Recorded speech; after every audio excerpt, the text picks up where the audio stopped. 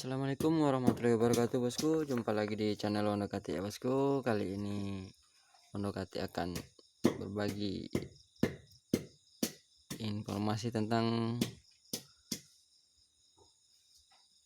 bisnis pinang gelondongan ya bosku.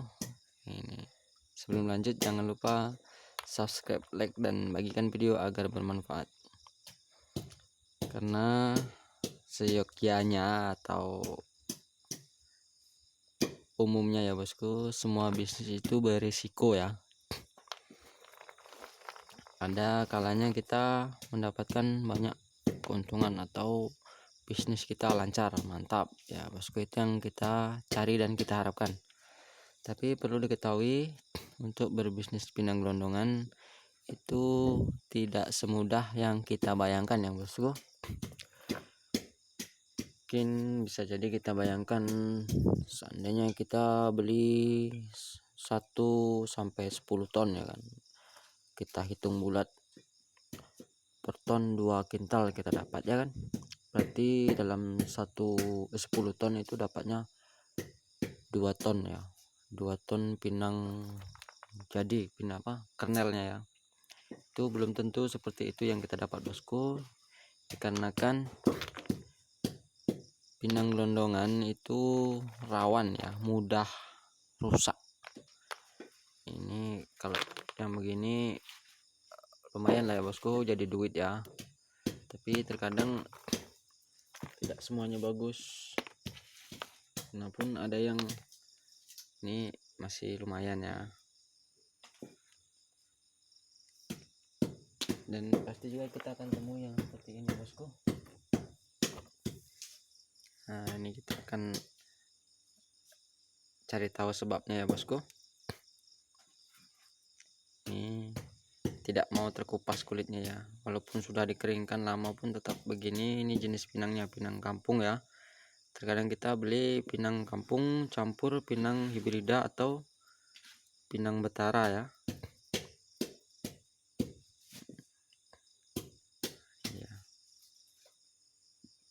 Busuk. Ini penyebabnya ya bosku. Penyebab pertama adalah saat pasca panen ya bosku. Pasca panen kita panen atau biarkan buah pinang itu rontok dan kita ambil hanya yang jatuh-jatuh saja, karena mungkin pinang kita udah terlalu tinggi ya bosku, minta diremajakan lagi atau apa bahasanya, diremajakan lah ya bosku. Itu kita males mengambil atau mengegrek ya bahasanya. Itu pinang kita biarkan jatuh dan kita pun tidak mengambil. Maksudnya pinang itu kan jatuh nggak langsung satu tandan jatuh sendiri gitu ya bosku, dia berguyur. Sehari kadang 5 biji atau 5 butir, 1 butir. Nah, itu nggak mungkin kita mengambil setiap hari 5 1, itu kan lama, pastinya ditunggu sampai rontok semua. Nah, yang rontok duluan itu sudah positif dia akan bertunas ya bosku, karena dia di situ di bawah terjadi penguapan di bagian pinangnya. Itu kan akan ada tumbuh tunas. Inilah dia bosku, kalau udah bertunas kita simpan atau kita gantung seperti ini jadinya. Dia busuk bagian hatinya ya. Luarnya bagus tapi hatinya busuk. Tidak seperti yang bikin video ini ya bosku. Luarnya buruk, dalamnya bagus bosku. Alhamdulillah. Luarnya buruk, hatinya bagus. Ini penyebabnya adalah pinang yang sudah bertunas. Saat digantung dia nggak langsung mati bosku, masih mau tumbuh dan dia akan melebar.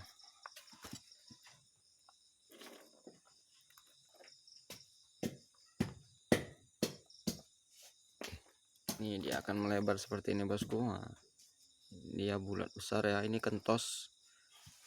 Di sini bagian tunasnya ya. dia saat digantung nggak langsung mati bosku, dia langsung akan tumbuh. Nah ini busuk, sama seperti pinang open bosku. Pinang gelondongan di open itu bagus kalau dia belum tumbuh atau jebuk ya. Biasanya kita beli kan ada kriteria bosku, bagusnya lebih baik kita beli global saja bosku, global, tapi globalnya jangan global bonyok ya. Bonyok sama kulit kering itu gagal bosku, itu cuman jadinya nanti pinang asalan saja bosku, kalaupun tidak busuk ya.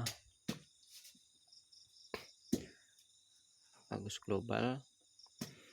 Dan kalaupun mau di open itu memang yang pinang benar-benar segar ya bosku. Kalaupun bonyok itu belum lama, ibaratnya kita beli belum sempat kita keluarkan dalam karung kan dia bonyok, nah itu masih bisa. Tapi kalau udah bonyok dari bawah pokok atau bawah pinang, batang pinangnya itu pun sudah rawan bertunas kecil ya. Nanti dia pun akan bolong waktu di oven, asap pembakaran tadi akan masuk, atau tunas tadi kisut ya bosku, kena panggang itu kisut jadi berlubang, dan asap itu masuk ke lubang bekas apa namanya tunas tadi ya, dia akan merah. Dan jangan pula pinang yang muda ya, pinang muda pun di open atau digantung itu nggak bagus juga, harus benar-benar pinang segar untuk hasil yang ini ya bosku. Nah, itu dia. Karena biasanya kalau kita mulai berbisnis, memang jika kita ingin berbisnis harus memikirkan hasil ya bosku, jadi biar semangat. Tapi di luar itu kita harus punya perhitungan atau jaga-jaga, bila saja kita gagal tapi tidak akan menghabiskan modal gitu ya bosku, setidaknya balik modal saja lah ya. Itu dalam bisnis harus ada perhitungan seperti itu, antisipasi bahasanya bosku ya. Kalau untuk di bahasa keamanan itu antisipasi, di bisnis pun kita wajib antisipasi. Nah, untuk sekedar info ya, ini mungkin sudah banyak yang produksi pinang goli ya bosku.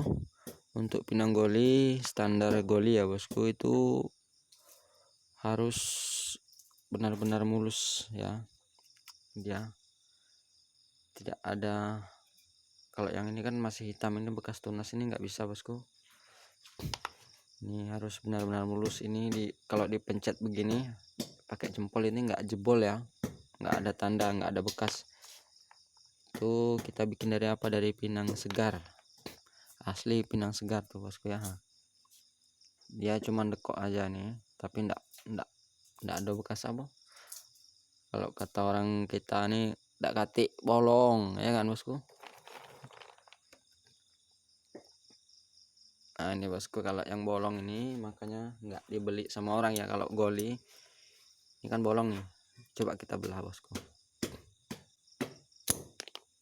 Nah itu dia, busuk dalamnya. Ini masih agak mending ya bosku, tapi tetap nggak diterima ya yang begini, karena emang pinang goli itu mahal kalau benar-benar masuk sortiran ya. Masuk sortiran itu yang dimaksud adalah pinangnya benar-benar mulus semua, tidak ada lobang, bekas lobang ataupun bekas tunas. Di bagian tunas tidak ada lobang, tidak ada tunas. Nah, itu kayak mana bahasanya sih? Nah, pokoknya gini lah bosku. Cantik dia, wah, dipencet pun keras dia, nggak ada bekas itu ya. Binder. Kita cari dulu yang rusak ada nggak. Alhamdulillah bosku nggak ada yang rusak, cuman tadi aja yang apa, yang busuk. Antisipasi ya, antisipasi yang begini nih. Nah, inilah penyebab losis atau kerugian ya bosku, bahaya ini. Jangan, kalau bisa kita beli pinang kan kadang ada yang udah jebuk itu langsung belah aja bosku, jangan disimpan, simpan pun nggak jadi uang ya. dibusuk jadi uang, cuman nggak banyak, nggak sesuai dengan yang kita bayangkan. Lebih baik kita belah langsung, kita jual, lalu kita putar lagi cari yang segar. Jika dapat yang seperti itu, belah lagi, terus gitu aja bosku, biar benar-benar yang kita hasilkan adalah pinang super. Kalau kita bisnis pinang gelondongan ya, jadi 3 jenis bosku. Pertama pinang goli ya, jika dia tumbuh langsung kita belah. Nah jadinya seperti ini bosku, yang pinang goli yang tumbuh-tumbuh kita belah ya. Nah kalau yang busuk lagi kita sortir lagi jadi yang pinang asalan. Nah itu dia bosku, sedikit informasi ya bosku, pengalaman ini bosku, cerita pengalaman ya, bukan karena kata orang ya, pengalaman saya sendiri.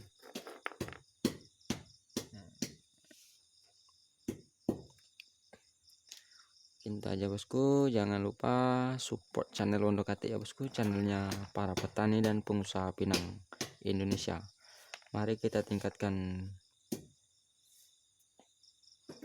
kualitas biji pinang kita ya bosku, dengan agar mendapatkan harga yang pantas ya bosku. Ini untuk bulan-bulan ini bosku, waduh ini bulan-bulan sulit ya bosku, karena kenyataannya di gudang atau PT khusus ekspor pun menawarkan harga pinang hanya di angka 27, berarti kita di bawah hanya ke bagian berapa bosku. Ini berbahaya. Semoga saja ada kebijakan pemerintah ya bosku. Kita saja. Assalamualaikum warahmatullahi wabarakatuh. Salam sukses petani pinang Indonesia dan salam sukses petani dan pengusaha Tanjung Jabung Timur Indonesia.